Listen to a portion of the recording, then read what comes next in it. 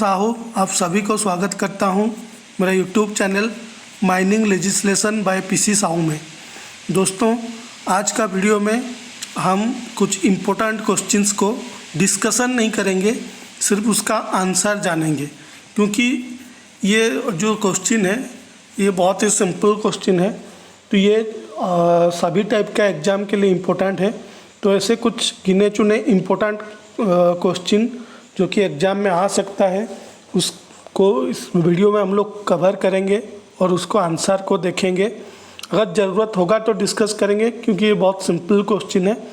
इसको डिस्कशन करने का ज़रूरत तो मुझे लगता नहीं है, इसीलिए डिस्कशन नहीं, सिर्फ आंसर उसका हम लोग देखेंगे और इसको याद करेंगे। ठीक है, तो आगे बढ़ते हैं पहला क्वेश्चन की तरफ। Ripper is a machine which is essentially of dash mounted. यानी कि क्या बोला क्वेश्चन कि रिपर जो एक मशीन है, जैसे हमारा डोजर है, एक्सकावेटर है, लोडर है,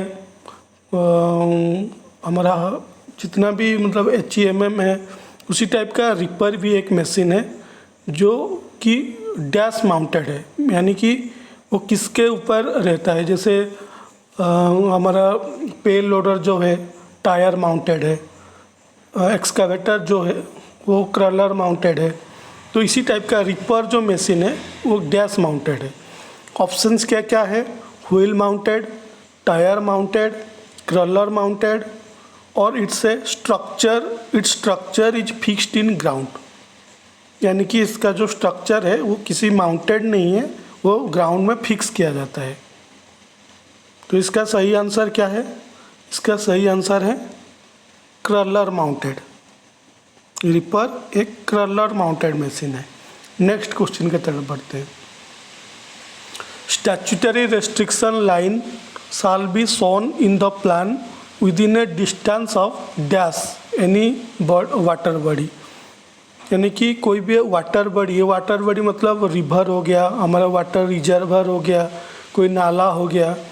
तो इसको हम लोग जब प्लान में दिखाते हैं तो स्टैट्यूटरी जो रेस्ट्रिक्शन लाइन है, मतलब इससे आगे और हम लोग बढ़ नहीं सकते, उसको बोलते हैं स्टैट्यूटरी रेस्ट्रिक्शन लाइन। ये वो जो हम दिखाएंगे प्लान में, तो स्टैट्यूटरी रेस्ट्रिक्शन लाइन को भी दिखाना पड़ता है। उस वाटर बॉडी से कितना मीटर दूरी में वो स्टैट्यूटरी लाइन को हम लोग प्लान में दिखाएंगे। ऑप्शंस क्या क्या है?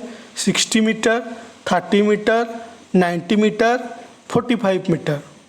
तो इसका सही आंसर क्या है? इसका सही आंसर है 60 metre, option A. Next question की तरफ बढ़ते हैं। Mine rules comes into force on dash. जो हमारा माइन रूल 1955 हम पढ़ते हैं, ये कब लागू हुआ? ऑप्शंस क्या क्या है? 2 जनवरी 1955, 2 मार्च 1955, 15 जुलाई 1955, 2 जुलाई 1955। इसका सही आंसर क्या है? इसका सही आंसर है 2 जनवरी 1955, जो कि ऑप्शन ए में है। दोस्तों, कई बार क्या होता है कि हम लोग जैसे जानते हैं कि धीरे धीरे टफ हो रहा है DGMS exam, multiple choice question होने के बाद धीरे धीरे क्वेश्चन पैटर्न भी चेंज हो रहा है, जैसे लास्ट टाइम हुआ था। तो हमेशा क्या क्या जो क्रिटिकल क्वेश्चन है, जो मतलब थोड़ा दिमाग लगाना पड़ता है, उस टाइप का क्वेश्चन का खोज में हम लोग रहते हैं। लेकिन इसके चक्कर में जो इजी टाइप क्वेश्चन है, जो कि बेसिक लेवल का क्वेश्चन है, उसको भूल जाते हैं और वहीं पे गड़बड़ी होता है। तो इसीलिए हमको मतलब सभी टाइप का क्वेश्चन को कवर करना पड़ेगा। तो इसी सोच के साथ ये जो क्वेश्चन सेट है, बहुत सिंपल क्वेश्चन के साथ मैं लाया हूँ और उम्मीद रखता हूँ कि ये आपके लिए बहुत इम्पोर्टेंट होगा। चाहे आप किसी भी टाइप का एग्ज़ाम दे रहे हो, मेट, फोरमैन, सेकेंड क्लास या फर्स्ट क्लास। और दूसरी बात है कि चाहे आप कोल के लिए दे रहे हैं या फिर मेटल के लिए दे रहे हैं, सभी के लिए ये बहुत ही इम्पोर्टेंट क्वेश्चन हैं। ठीक है, नेक्स्ट क्वेश्चन की तरफ बढ़ते हैं। Every person proposed to be employed in the open cast mine shall before his employment undergo a course of technical and gallery training as specified in dash of MBTR 1966। ये क्या बोल रहा है कि कोई भी आदमी जो कि एक ओपन कास्ट माइंस में एम्प्लॉय होने जा रहा है, अभी वो एम्प्लॉय हुआ नहीं है, इसका VT होने के बाद, मेडिकल होने के बाद वो उसका एम्प्लॉयमेंट होगा, यानी कि फॉर्म ए में नाम अभी चढ़ेगा। तो उस केस में MBTR mind vocational training rule 1966 के हिसाब से किस शेड्यूल के अंदर उसको एक टेक्निकल एंड गैलरी ट्रेनिंग जाना पड़ेगा। समझ गए क्वेश्चन को? ये बोल रहा है कि एक आदमी जो कि अभी एम्प्लॉयमेंट हुआ नहीं है, अभी होने वाला है उसका एम्प्लॉयमेंट, यानी कि फॉर्म ए में नाम चढ़ने वाला है, तो पहले क्या होगा, VT होगा, उसका वोकेशनल ट्रेनिंग होगा, फिर होगा उसका पहले होगा उसका मेडिकल एग्जामिनेशन IME, इसके बाद उसका वोकेशनल ट्रेनिंग होगा। तो उस केस में माइंड वोकेशनल ट्रेनिंग रूल 1966 के कौन सा शेड्यूल के हिसाब से उसको VT दिया जाएगा? वो एक technical and gallery training course करेगा। ठीक है, ऑप्शंस क्या क्या है? First schedule, second schedule, third schedule, ये सिक्स्थ शेड्यूल, ये टाइपिंग मिस्टेक है, सिक्स्थ शेड्यूल। तो इसका सही आंसर क्या है? इसका सही आंसर है फर्स्ट शेड्यूल। फर्स्ट शेड्यूल के हिसाब से उसका बेसिक वोकेशनल ट्रेनिंग होता है, जो कि एम्प्लॉयमेंट के पहले होता है। ठीक है, next question. No person below dash years of age shall be allowed to work in a mine or part thereof, यानी कि कितने साल से कम उम्र का कोई भी आदमी को माइंस में अलाउड नहीं है जॉब करने के लिए, या फिर माइंस का किसी भी पार्ट में भी उसको अलाउ नहीं है जॉब करने के लिए। तो मिनिमम एज कितना होना चाहिए एक माइंस में अलाउ होने के लिए? ऑप्शंस क्या क्या है? 21 ईयर्स, 23 ईयर्स, 16 ईयर्स, 18 ईयर्स। इसका सही आंसर है 18 ईयर्स। नेक्स्ट क्वेश्चन की तरफ बढ़ते हैं। Where handheld portable apparatus is used in mines, the voltage shall not exceed dash। अगर हैंडहेल्ड पोर्टेबल apparatus यूज हो रहा है माइंस में, तो उस केस में वोल्टेज लिमिट क्या है, मैक्सिमम कितना वोल्ट यूज हो सकता है हैंडहेल्ड पोर्टेबल apparatus के केस में? ऑप्शंस क्या क्या है? 125 वोल्ट, 250 वोल्ट, 650 वोल्ट, 30 वोल्ट। इसका सही आंसर क्या है? 125 वोल्ट, 125 वोल्ट। नेक्स्ट क्वेश्चन की तरफ बढ़ते हैं। No person shall act or be appointed as manager of more than one mine except with the previous permission in writing of the dash, यानी कि एक माइंस का मैनेजर एक टाइम में अलग किसी माइंस के मैनेजर के हिसाब से काम नहीं कर सकता है। यानी कि जो मैनेजर है एक माइंस का, वो सिर्फ एक ही माइंस का मैनेजर बन सकता है, दूसरा किसी माइंस के मैनेजर के हिसाब से उसको हम अपॉइंट नहीं कर सकते हैं। अगर ऐसा करना चाहते हैं तो किसका परमिशन चाहिए, वही पूछ रहा है। ऑप्शंस क्या क्या है? ओनली RIM, RIM मतलब regional inspector of mines. Option B only CIM, CIM मतलब chief inspector of mines. Only RIM, only CIM central government. Option D CIM और RIM। तो इसका सही आंसर क्या है? इसका सही आंसर है ओनली CIM। ये परमिशन सिर्फ CIM दे सकते हैं। नेक्स्ट क्वेश्चन की तरफ बढ़ते हैं। In which section of mines act there is provision of disability allowance. जो डिजेबिलिटी अलाउंस होता है वो माइंस एक्ट का किस सेक्शन में इसका प्रोविजन है, इसके बारे में उल्लेख किया गया है। ऑप्शंस क्या क्या है? Section 9, section 11, section 13, section 9A। इसका सही आंसर क्या है? Section 9A। ठीक है, नेक्स्ट क्वेश्चन की तरफ पढ़ते हैं। Where several persons are working together in any place, one of them shall be placed in charge, minimum age of such in charge shall be dash. अगर एक जगह पे काफ़ी सारा लोग काम कर रहे हैं माइंस के अंदर, तो जितने लोग काम कर रहे हैं उनमें से एक आदमी को उन लोगों का इंचार्ज के हिसाब से डिक्लेयर करना पड़ता है। तो उस जो इंचार्ज होगा उसका मिनिमम एज कितना होना चाहिए वही पूछ रहा है। 23 ईयर्स, 18 ईयर्स, 21 ईयर्स, 20 ईयर्स। इसका सही आंसर क्या है? 21 साल, यानी कि 21 ईयर्स। नेक्स्ट क्वेश्चन की तरफ बढ़ते हैं। Blasting gelatin is made of dash. Blasting gelatine जो होता है वो किस चीज़ का कंपोजिशन है, यानी कि उसके अंदर क्या क्या रहता है। ऑप्शंस क्या क्या है? Nitroglycerine and ammonium nitrate, nitroglycerine and sodium nitrate, nitroglycerine and gun cotton, nitroglycerine only. इसका सही आंसर क्या है? इसका सही आंसर है option C, nitroglycerine and gun cotton. Blasting gelatine जो है वो नाइट्रोग्लिसरीन एंड गन कटन का कंपोजिशन से बनता है। नेक्स्ट क्वेश्चन की तरफ बढ़ते हैं। Which section of mines act speaks about provision of first aid room.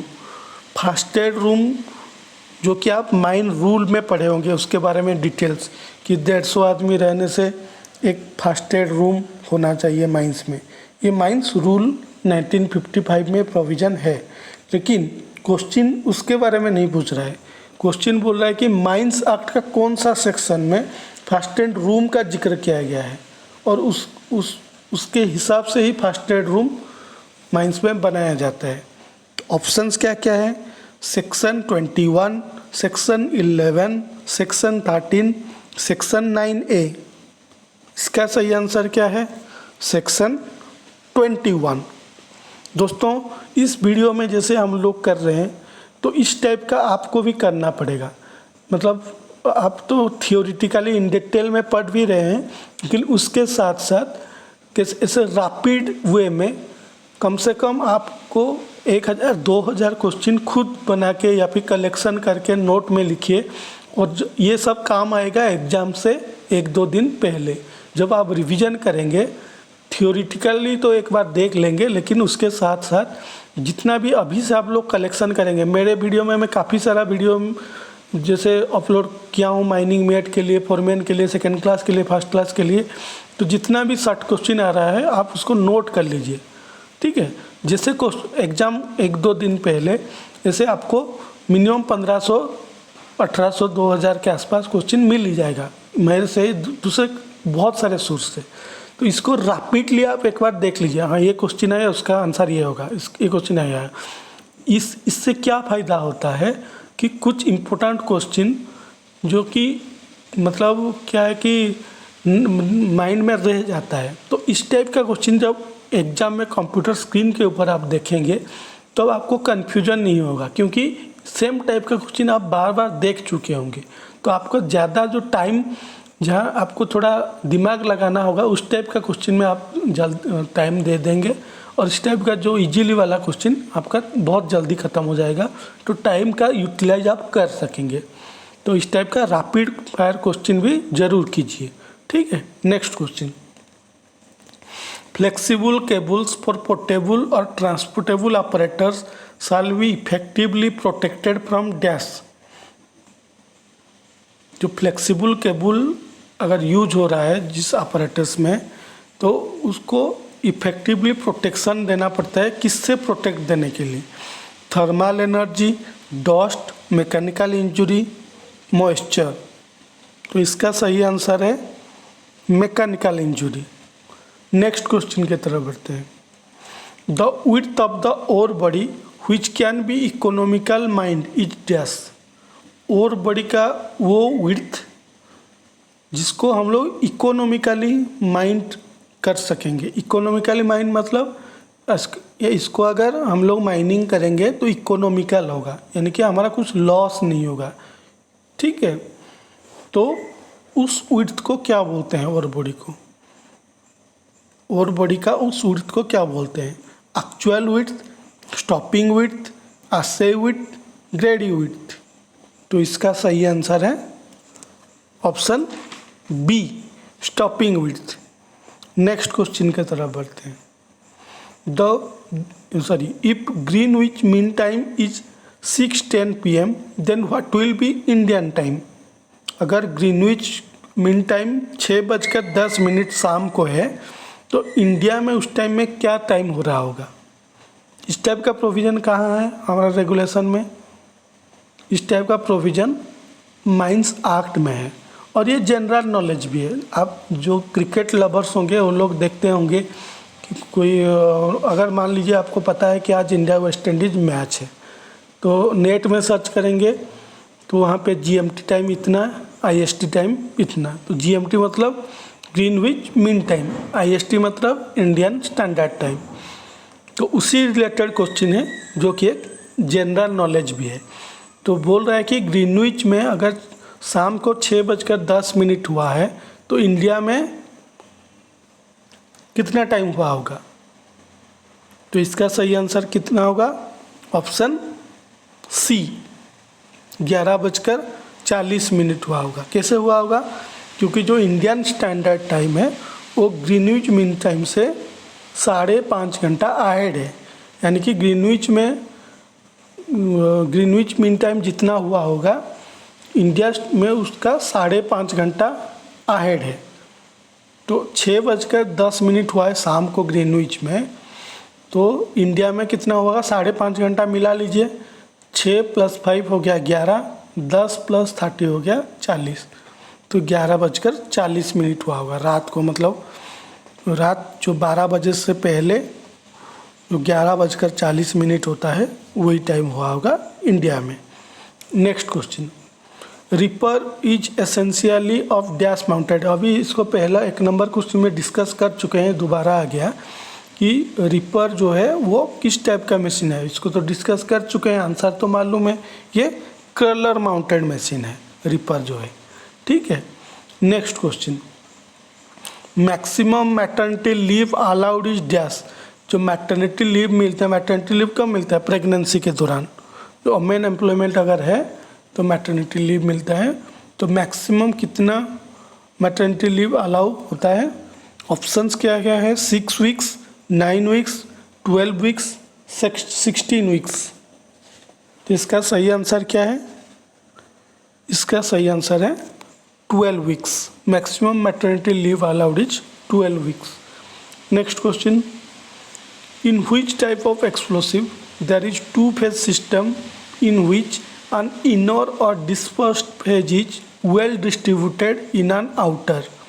यानी कि किस टाइप का एक्सप्लोसिव में जो इनर डिस्पर्स्ड फेज होता है वो आउटर फेज में वेल डिस्ट्रीब्यूटेड होता है। ऑप्शन क्या क्या है? Slurry explosive, emulsion explosive, ammonium nitrate fuel oil. Option D both A and C, यानी कि स्लरी में भी अनफो में भी। तो इसका सही आंसर क्या है? Option B, emulsion explosive. Next question की तरफ बढ़ते हैं। As per mine rule the floor and the interior surface of the wall of dash up to 1.25 metre should be cement pond. ये क्या बोल रहा है कि माइंस रूल का प्रोविज़न के हिसाब से किसका, ये जो ऑप्शन दिया गया है इनमें से किसका फ्लोर से 1.25 मीटर हाइट तक सीमेंटिंग करने का प्रोविज़न है? ऑप्शंस क्या क्या है? Latrine, less shelter, canteen, first aid station. तो इसका सही आंसर क्या है? Option A, latrine. लैट्रिन का जो सरफेस वॉल का फ्लोर से 1.25 मीटर तक सीमेंटिंग करना है, ये प्रोविज़न माइन रूल में है। ठीक है, next question, snake holes are dash. Snake hole जो हम बोलते हैं, स्नेक होल किसको बोलते हैं? एक तो होता है स्लीपिंग होल, उसके बारे में जानते हैं। स्नेक होल किसको बोलते हैं? ऑप्शंस क्या क्या है? वर्टिकली ड्रिल्ड होल्स, मोर और less horizontally drilled holes at the foot of A high bench, inclined drill holes, none of these. तो इसका सही आंसर क्या है?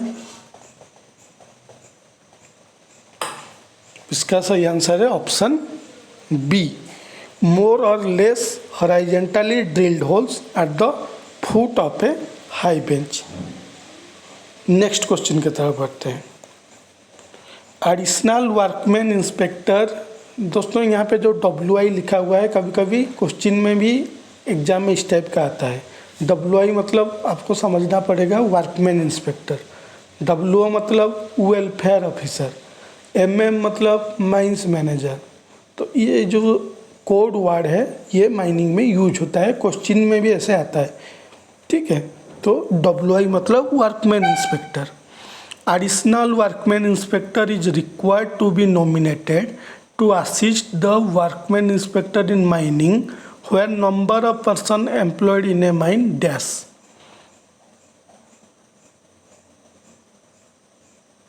यानी कि किस केस में जो माइनिंग का वर्कमैन इंस्पेक्टर है उसको असिस्ट करने के लिए एक एडिशनल वर्कमैन इंस्पेक्टर का नॉमिनेशन होता है। ऑप्शंस क्या क्या है? Equal to 1500, less than 1500, greater than 1500, all of these. यानी कि बोल रहा है कि ऑप्शन ए बोल रहा है 1500 होने से, ऑप्शन बी बोल रहा है 15 से कम होने से, ऑप्शन सी 1500 से ज़्यादा होने से, ऑप्शन डी बोल रहा है कि सभी के केस में। तो इसका सही आंसर क्या है? इसका सही आंसर है ग्रेटर देन 1500, 1500 से ज़्यादा होने से वर्कमैन इंस्पेक्टर जो माइनिंग में रहता है उनको असिस्ट करने के लिए एक एडिशनल वर्कमैन इंस्पेक्टर का नॉमिनेशन होता है, ठीक है। तो दोस्तों ये था कुछ इम्पोर्टेंट क्वेश्चन जिसको रैपिड वे में हम लोग कवर किए। इस टाइप का क्वेश्चन भी आगे मैं वीडियो में लेते आऊँगा।